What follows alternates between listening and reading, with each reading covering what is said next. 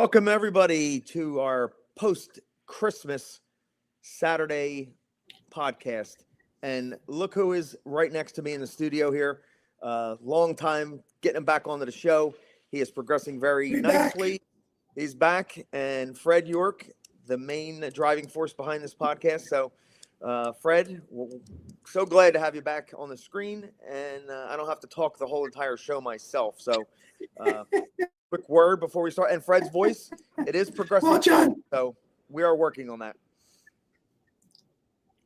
Like I said, well, John, thank you very much for your thoughts and your words. Feeling better, not quite back up to Freddie York standards, but certainly feeling much better. Again, my mantra now is a weak voice, but still the mind is strong. We'll find out how strong it is when we start talking about horses. But all right, it is strong. John, thank you. Yep. So Fred, thank you, everyone.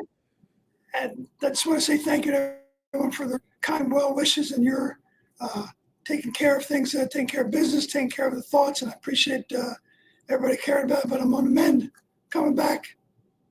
Yep. Everybody's been texting, and I've been updating them with our updates. I just copy and paste what you say to them. To be so Fred's having a little trouble with freezing of the screen because the reception there, the Wi-Fi is not the greatest at his Tom's River facility that he's at. Hopefully be coming home on Tuesday, so we're looking forward to that, having him back in the real Let It Run. I'll be home Tuesday.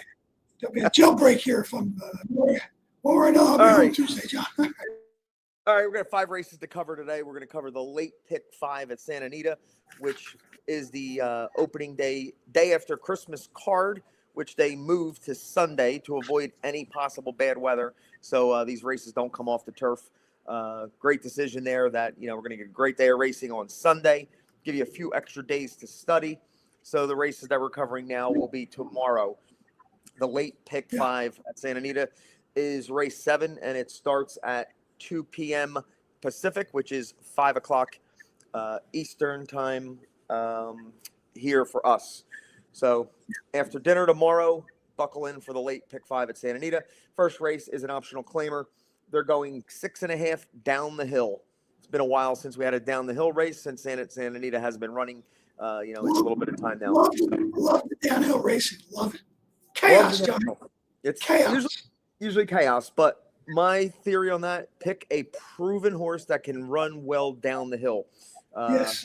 Sometimes their first time that they win down the hill, it's a surprise, and that's where you could get the really big prices because you don't know how a horse is going to adapt to it. So I'm going to hang my hat in the first race on 2 very successful horses in the downhill course. Number 1, who's won 4 of its last 5 down the hill with progressing buyers every single time.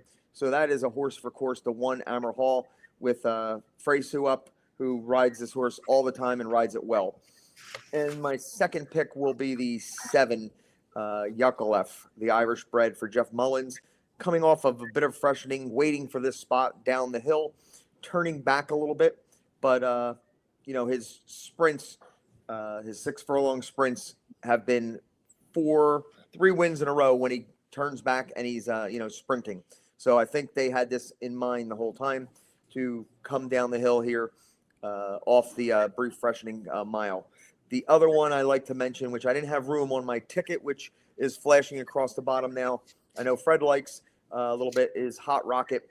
The turn back to the 6.5 down the hill definitely has a shot, at a nice price. Just didn't have the budget, so I'm going to lean on the 1 and the 7 to get through the first leg for my pick 5, and then Fred could add a few thoughts what he saw here.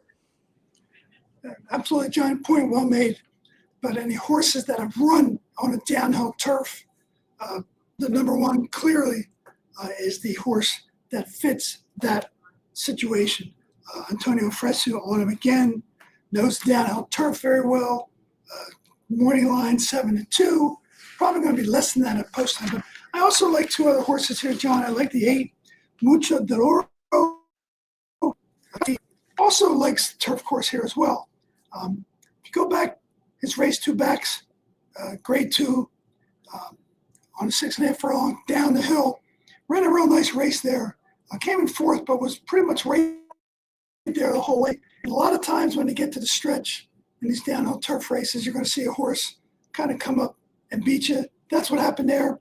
But I think that horse in that particular moment was, off a layoff, had a little time off, working out to get back again.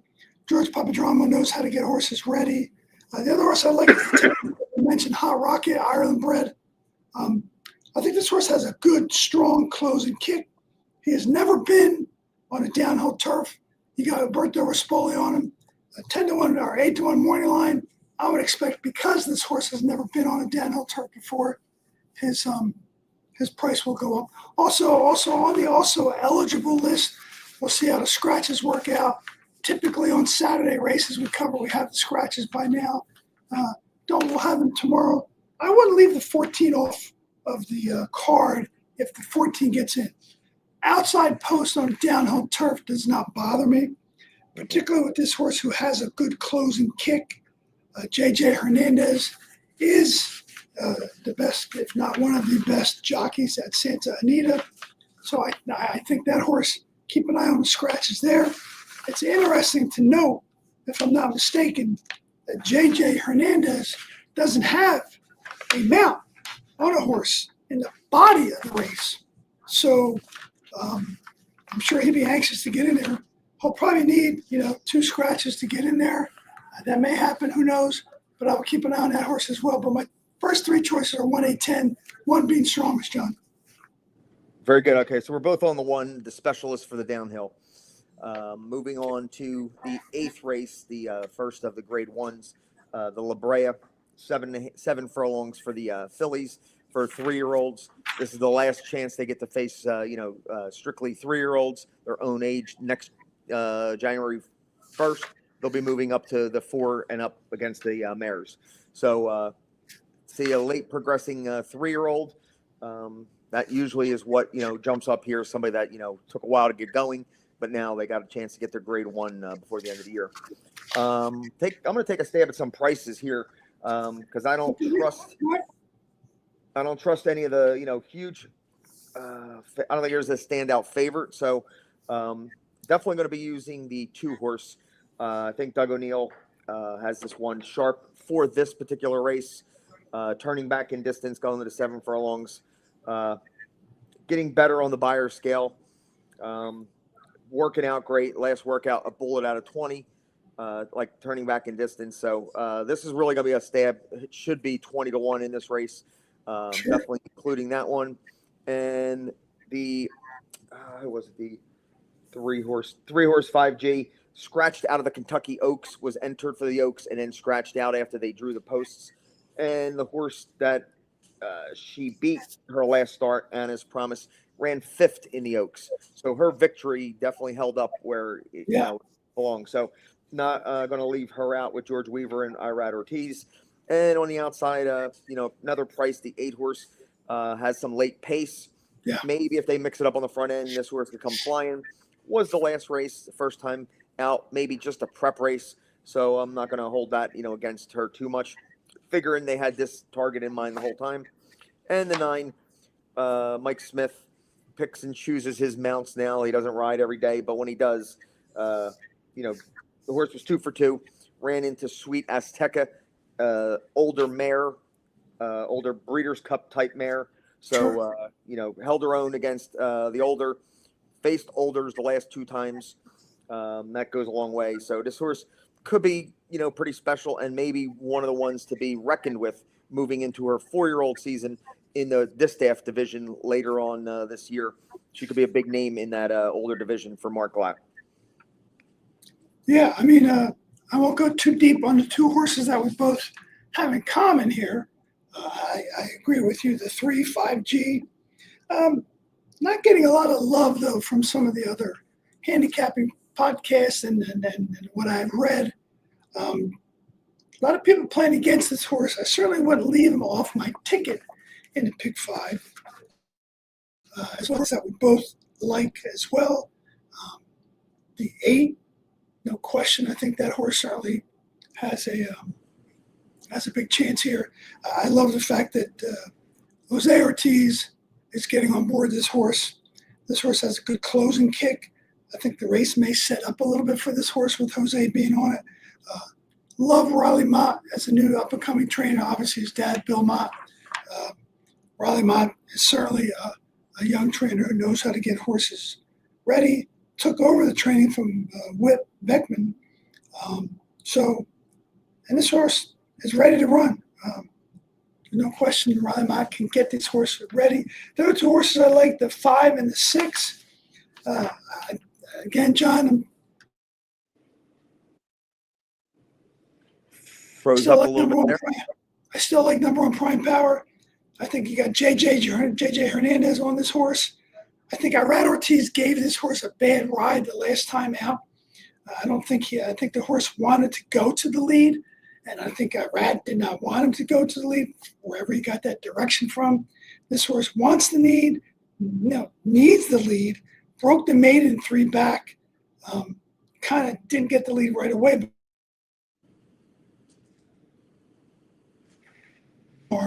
At a little shorter distance, I don't think the other best, the 6 horse brilliantly. This horse is training big time for return. You're getting Flavien Prat on this horse at 6-1. Anytime you see Flavien Prat on a horse getting 6-1, I think that's a big plus. Also has some early speed too. I think the 5 and 6 may go together. And if no one really goes with him, I think, there's going to be a chance for the 8 to close.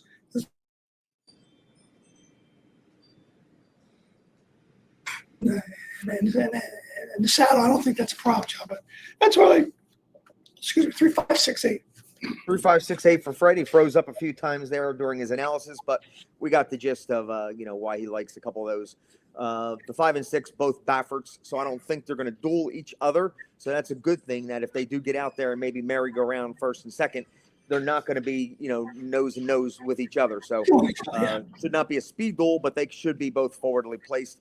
And the 6 brilliantly coming off a string of 6 tremendous workouts right in a row. And that's a typical Baffert pattern. Yeah. So, but I think this horse might need a little more distance brilliantly. I think he might need that 2-turn race. And Usha, this is maybe a little pushing the limit for Usha. Unless she gets a nice soft lead, then she can hang around for a big part of it. Yep. All right. See how it goes. Moving on to number 9. We got a turf race, a 1 1/8 to San Gabriel, grade 3. Drew a field of 11 horses, pretty much wide open here. And let's see, 4, 7, 9. I landed on 3 horses trying to get out of this leg. I found, some knocks against some of the other contenders. Endlessly, for example, he missed a few works. And blinkers come off or, trying, something new there. So that's one that's I'm going to fade a little bit, especially at the lower price. I will take the 4, Stay Hot. I will take him because he's, proven at this grade 2 level, and he's always, right there. And he maybe found a field that he could, probably could handle here. Anybody coming out of that restricted lure race, it was a 6-horse race, and basically very soft field. And I'm not going to, put too much credence in that race at all. So I'm going to, fade all horses coming out of that one. Also going to use the 7-horse. If you watched the video on that, the horse was never asked until the very late stages when he actually went past everybody on his own. Then they let him run, and that's when he exploded. And he's been holding company against, Formidable Man and the likes. So big player there with Rosario with a perfectly timed ride here. Probably my top pick there. And then I'm going to use Cabo Spirit, who will be forwardly placed. A lot of second-itis, but, they're all grade 1s, grade 2s. So he's already banked $1.3 million. And looks like, a big player in here with that forward pressing then. So it'll be the 4, 7, and 9 for me to get out of the leg. I think we lost Fred there. He'll hopefully try to jump back in. But I know Fred was on the 2 and the 4 his ticket will be the 2 and the 4 here. I didn't talk to him about why he liked the 2. Did run with Gold Phoenix a few times, which ran, 4th in the Breeders' Cup turf. So Gold Phoenix, Stay Hot, and this one ran right behind them. So if you're taking Stay Hot, I guess at 4-1, taking this one at 8 to 10-1 would not be, a bad thing either. So moving on to the 10th race. See here, Fred. All right. So Fred did text me, and the internet was just too poor where he is at, so he just bowed out, and I'm going to finish up without him. But I will, continue with his ticket and share that. You can see it scrolling across the bottom of the screen, as well as on the bottom there. You can see our 2 sponsors, Case's Pork Roll, family owned, for 50 years, and go for the taste with Case. And the vape shop on Route 33 for all your vape shop needs. Thank you, Alicia, for supporting us since the beginning. And then below that is the tickets that are scrolling by. The 10th race is the Grade 1 Malibu. It is the feature the day after Christmas that everybody looks forward to, opening day Santa Anita. So we will see this race on Sunday, tomorrow. And there's 5 Bob Bafferts entered. I had a ticket originally with just taking all 5 Bafferts and trying to figure out which one. But for budgetary concerns, there's 2 Bafferts that I'm going to try to fade a little bit out of the 5 Bafferts. Number 3, Madacat Road, is one of them. Been facing, all the big boys. But just, what he is, basically. He's, that second, third tier horse, can't get over the hump, but always right there. And just 1 win, eligible for non-winners of 2 lifetime. Now trying to win the Grade 1 Malibu. He did hold, company pretty good over the time, but it just, we've seen enough, of what he is. The 5 Midland Money is the other Baffert that you're definitely going to use because he's got, some upside. The talent is there. They're putting blinkers back on this horse. He had blinkers his first 3 starts. So if he could unleash some of that talent for Baffert and he could finally figure him out, this horse, has a big shot. The 6 Berlin Wall, California bred, just not the right spot for that horse. The 7 is very interesting, 30-1 shot. Been facing, 3-year-olds and up 4 of his last 5 starts. Could be an under horse, definitely a nice underplay at 30, 40-1. Could run maybe 3rd, 2nd if it gets real lucky. Been facing, the big boys, Citizens Bull, Imagination, Lovesick Blues, Nisos, Journalism. So definitely one to keep an eye on at a big number to hit the board. Cornucopian, this is the one that, when he debuted at 70 cents on a dollar, he exploded with a 101 buyer speed figure. They put him right into the Arkansas Derby Grade 1, right to the Wolves, and that was just the most suicidal pace of the Triple Crown Trail last year, and he got cooked on the front end and finished, 4th by 8 lengths. And then they tried one other race after that, just an optional, and that was really a disappointing loss. At 15 cents on a dollar to run like that at Aqueduct. So coming out of that race, they decided, let's just put him on the shelf for a while. We got a good one here. They paid $1.1 million for him. So let's, regroup and see, if we can get to the bottom of this one.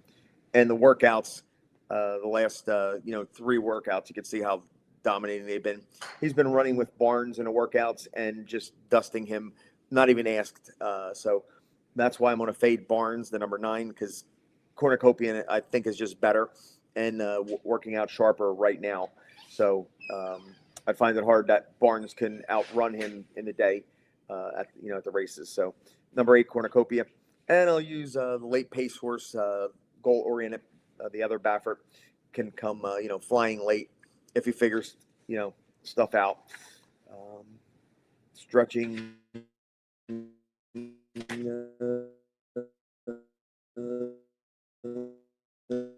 The dirt mile was disappointing last time, but we'll give him another shot to maybe pick up the pieces. He's one of the true, ones that could actually sit back and make a run with Rosario.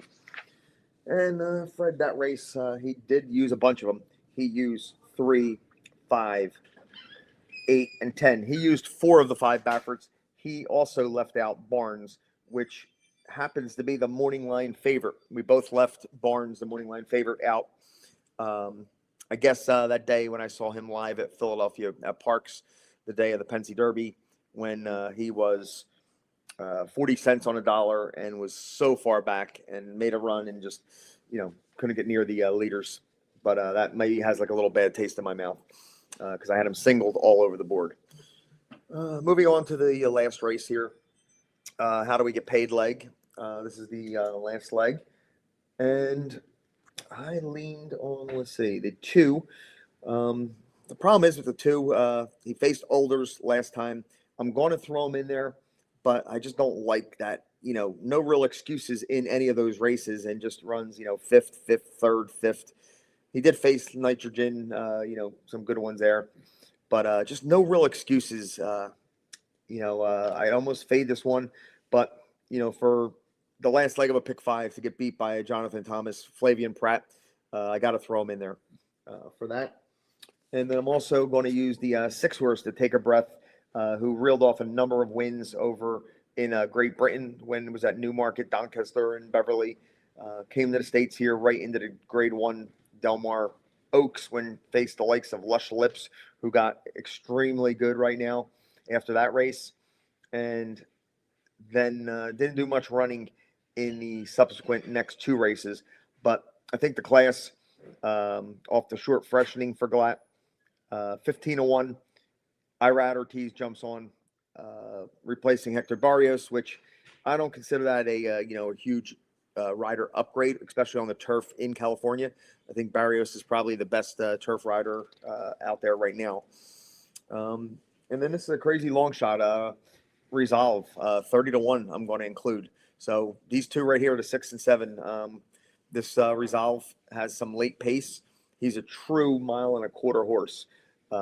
Really stepping up in company. The 2 times he tried stakes company, actually the 3 times on here, just never ran at all. That was his worst performances, but never truly raced the 1.25 mile distance, which I think this horse truly is. So because of that, he is the real 1.25 mile horse. I'm going to include him in there at that big number. He could go higher than 30-1. He could be 50-1 in this race, but somebody that can run this 1.25 mile and get the full distance. And I'm going to also include the 10 horse. This horse was entered in the Breeders' Cup Filly and Mare Turf for Richard Baltus.